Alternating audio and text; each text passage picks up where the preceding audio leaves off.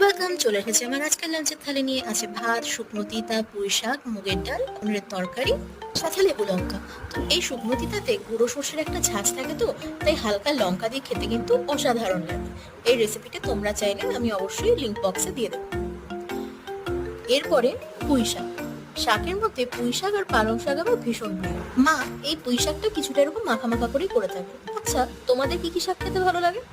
Next হচ্ছে মুগ ডাল। আমাদের বাড়িতে মুগ ডাল হলে, স্পেশালি নিরামিষের দিনে, কচু কিন্তু থাকবেই। তাই কচু দিয়ে মুগ ডালটাও আমার বেশ প্রিয়, ছোট থেকেই খেয়ে আসছি। এই শাক একেবারে অনবদ্য।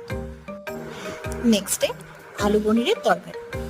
আলু পনিরের তরকারিটা আজকে মা গুঁড়ো আলু দিয়ে করেছিল। পনিরটা কিন্তু ভীষণ সফট ছিল, খেতেও তরকারিটা দারুণ হয়েছিল।